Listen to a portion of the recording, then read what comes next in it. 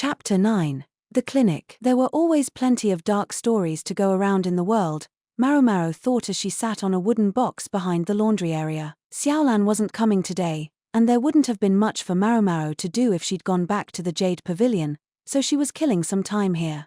The Institute of Practical Studies was beginning to get underway, and Xiaolan was among those who would go down in history as its first students. Maomao considered going to the medical office to bum some snacks off the quack doctor, but thought better of it. He'd been busy ever since the recent commotion. The commotion in question had to do with the matter of the perfume oil. The special envoy's visit had all but driven it from her mind, but it hadn't been entirely resolved yet. As part of the investigation, Jinshi had gone around to all the various consorts and discovered their ladies-in-waiting had all bought copious amounts of perfume. It's hard to blame them, Maomao thought. It was a trade good that had come from a far land across deserts, oceans, and mountains, practically calculated to inflame the fascination of a bunch of young women who lived like birds in a cage. Maomao couldn't pretend she was different. If she'd been confronted with a stall full of exotic medicines from the West, she would have borrowed money from the old madam herself to buy some. Not all of the perfumes were dangerous, but they couldn't leave the ones that were lying about, even in small amounts. So, although it felt like a waste, the perfume had been disposed of. There was too much of it available, true, no one bottle held very much, but put them all together and they could make quite a potent poison. The question then became, who had brought it here? I can't vouch for the perfume and spices, but she knew that the merchants had brought the upper consorts clothes suitable for a pregnant woman. It was possible that one of the envoy's goals in coming here had been to worm their way into the consorts' ranks. That seemed unlikely to be their nation's primary objective, but the haughty envoy had certainly appeared to believe she was capable of it. Sadly for her, she'd been left with her pride in tatters. Maomao had heard that after the banquet, she even spoke less in meetings. It was conceivable that the perfume was also their doing, but one mustn't rush to conclusions. There were currently 4 upper consorts in the rear palace: Gyokuyu, Lihua, Lishu, and Lulan. Gyokuyu had the best part of the emperor's affections, followed perhaps by Lihua. It was said that several of the middle-ranking consorts had also been His Majesty's bedmates. As for the lower consorts, rumor had it that His Majesty didn't see much of them. Until recently, they'd been kept in line by the jealousy of one of the other consorts. Lulan seemed like the consort His Majesty would most have to pay attention to, though, given how powerful her father was. Maomao grabbed a stick and sketched an orchid, the Lan of Lulan, in the dirt. In terms of powerful parents, Lihua ranked next, though this was only because they were the emperor's maternal relatives. The family had never risen all that far in the world. Maomao followed the orchid with a fruit, for Lihua meant pear blossom. In fact, it was Lishu's family that had been on the rise over the past few generations, so ambitious that they had offered the previous emperor their young daughter for a wife. The shu of Lishu meant tree, so that's what Maomao drew next in her row of symbols. Gyokuyu's family was based at a trade junction in the west. They appeared to make a good deal of money from commerce, but they were close to the border and in fact paid much of what they made in taxes to sustain the national defense. On top of that, the land wasn't good for farming, so the place wasn't particularly abundant. The last picture Maomao drew was a leaf, for Gyokuyu, the jewel leaf. There had been a poisoning attempt at one of the garden party banquets held the year before, caused by one of the ladies-in-waiting of the former consort Arduo acting on her own initiative. The motive had nothing to do with seizing power, but rather had been deeply human. Maomao understood that much, but it left her wondering who had been behind the earlier attempted poisoning of consort Gyokuyu. There was a good chance it had been the middle consort, the subject of the recent mushroom incident. Where had she learned about that poison, though? They used silver dishware, so it presumably wasn't arsenic-based. The result had been that consort Gyokuyu reduced her staff of ladies-in-waiting by half. The woman who had been poisoned instead of the consort was still suffering the after-effects. It all made Maomao feel a little queasy. She recognized the sensation. It made her think of Suirei, a palace woman who'd had the wherewithal to fake her own death in order to escape.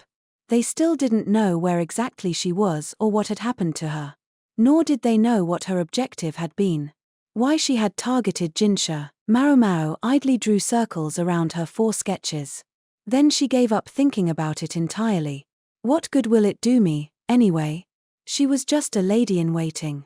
A food taster, a disposable pawn. She decided she needed a change of scenery. There were plenty of gardens in the rear palace, set up to delight the emperor. There were pine groves, bamboo forests, and fruit orchards. I guess cherry season is just about over, she thought. 3 months ago, she might have been able to score some bamboo shoots, but thanks to a certain monocled jerk, she'd spent that season tending roses in the crystal pavilion. It raised her hackles just thinking of him. Gah, stop. Got to stop this. Her steps grew lighter just thinking about taking a little walk, but on her way to the cherry orchard she happened to meet the gaze of some women from the crystal pavilion. She recognized them, so she bowed slightly. They scrunched up their faces and ran away. One of them had tiny feet, suggesting they'd been bound, but she put on a remarkable turn of speed, leaving Maomao impressed in spite of herself. Drama queens. All I did was tear off their clothes. It happened all the time at the brothels. No sooner had a woman with a bit of life experience knocked on a door in the pleasure district than they were stripping her down and sizing her up. People always thought that younger women brought the highest prices, but the trend these days was for knowledge over youth. The wife of an official, fallen from grace, could bring a surprisingly hefty amount. The fact that she would already have had some education meant the initial investment would be low, and there were men out there who in fact liked a woman who had been someone's wife, a distasteful preference. It wasn't as if Maomao had grabbed the ladies' dresses out of sheer perversity. She just assumed all the ladies of the Crystal Pavilion, voracious consumers of fashion that they were, would have bought the perfume oil, and when she found out some of them hadn't, she'd been so surprised that she felt compelled to make sure. But it had only earned her a scolding from a beautiful eunuch. Hey, I guess I shouldn't be surprised if at least one of them passed on the perfume. There were a lot of women at the Crystal Pavilion, including no fewer than 10 ladies-in-waiting and no fewer than 30 maids dedicated to the building. Maomao didn't give it any further thought, but continued on to go pick some cherries. That evening, the ladies-in-waiting of the Jade Pavilion were having an early dinner. I'm feeling a little tired today, Aylin said, half slumped on the table.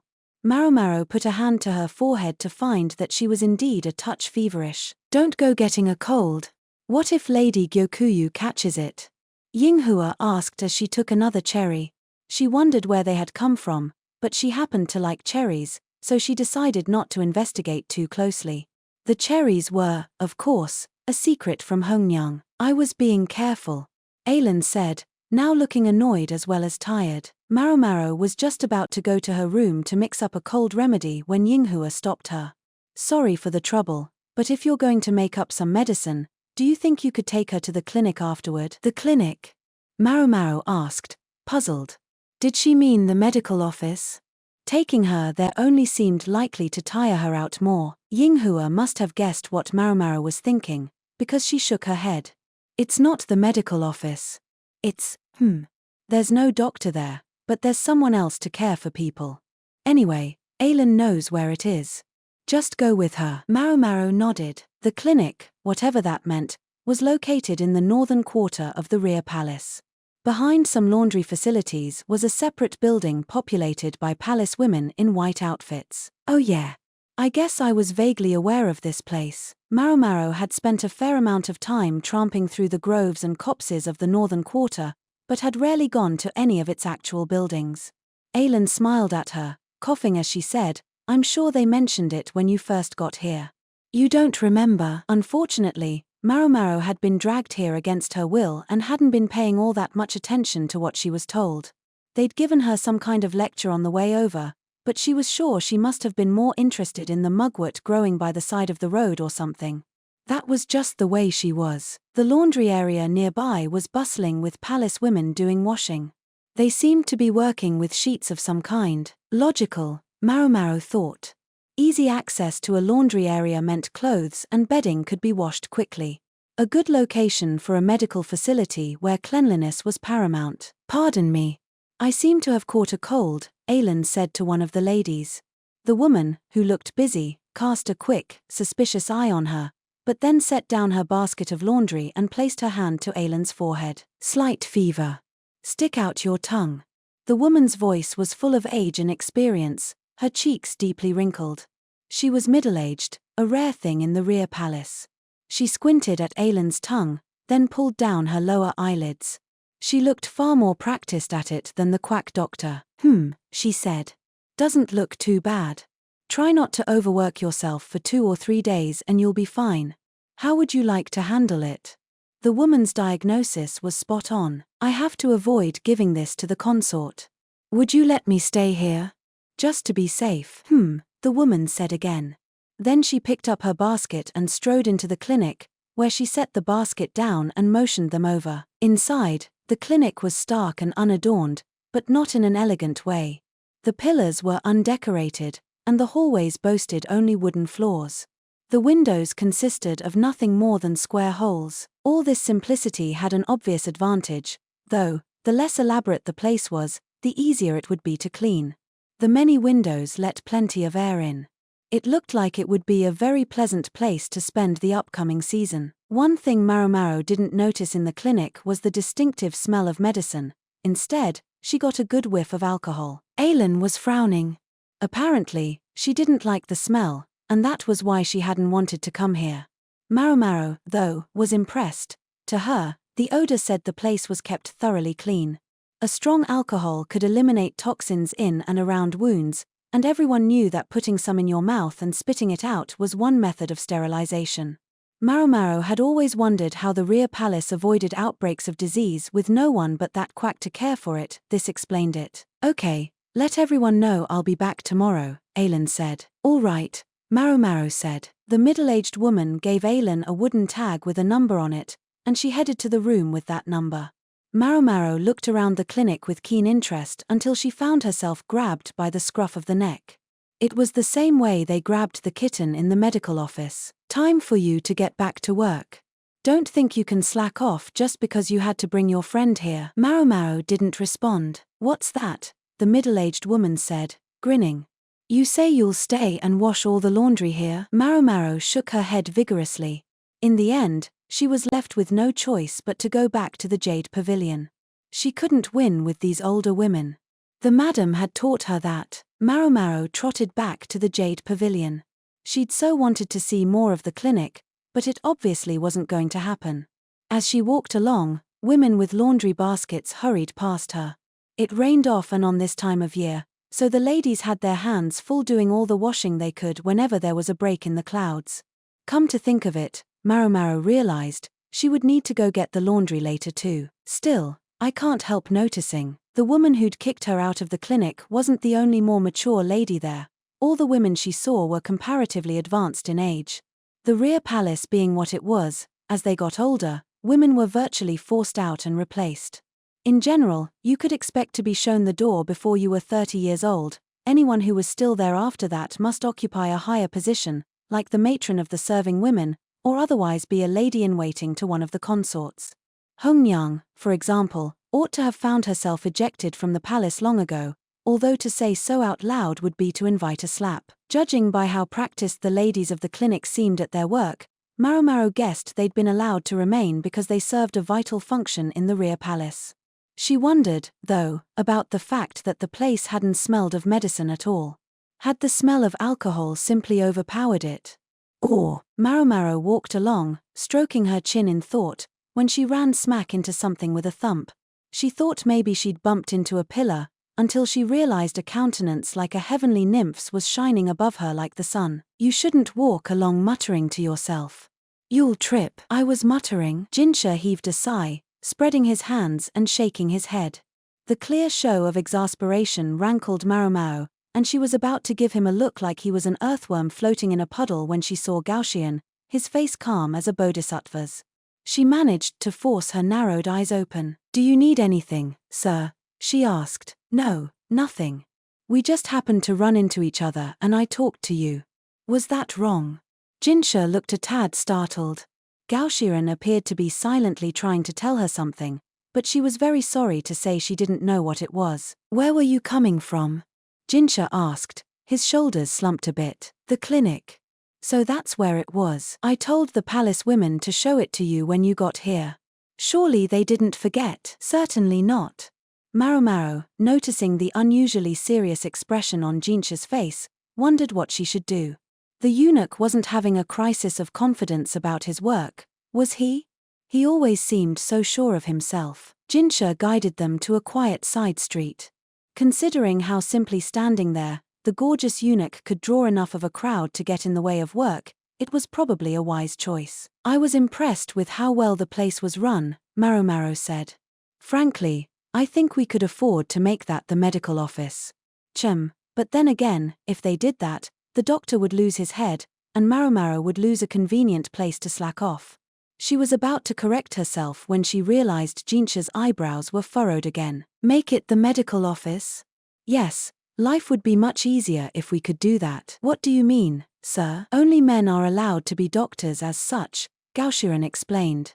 And only doctors can prepare medicine, or administer care for anything more serious than a scrape. So that's it, Maomao thought. She realized now why the clinic hadn't smelled like medicine. This implied one particular problem, though. Where does that leave me? She said. She made as much medicine as she liked. She couldn't bring ingredients in from outside the rear palace, of course, but she was able to use the wide range of herbs growing on the palace grounds and the stuff available at the medical office. We're looking the other way.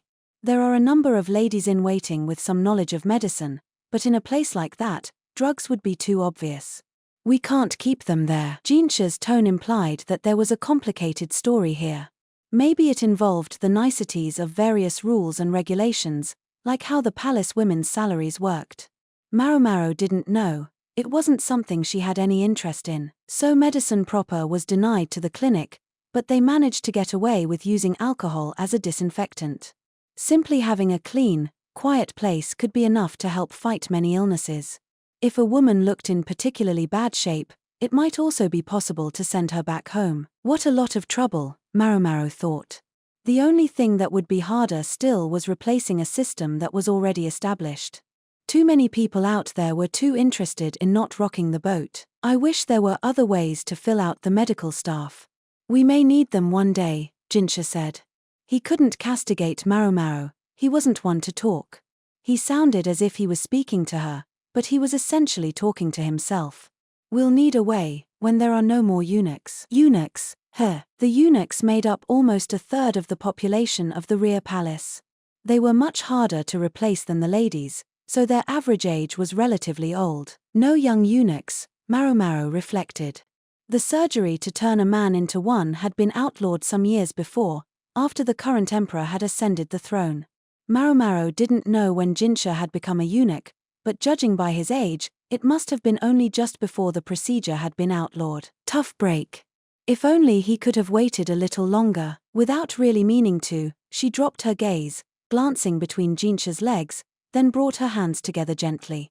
She looked up slowly and found herself meeting Jinshi's eyes. His face showed a range of conflicting emotions.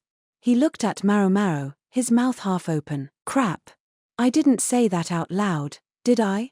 Maomao put a hand to her mouth and looked away, and this time she found herself looking at Gaoshiren. He continued to appear beatific, but she thought he was looking at Jinshi with the same pitying smile as hers. Slowly, Gaoshiren shook his head. Master Jinshi, business calls, he prodded. All right. He looked at Maomao. If you would, let them know I'll be coming by the Jade Pavilion later. Then he was walking away, looking as elegant as ever. Maomao finally took her hand away from her mouth. I could probably make a nice take if I could come up with a medicine that would make it grow back. It was, shall we say, a most improper thought. But if she could have managed it, she would have done a roaring business indeed.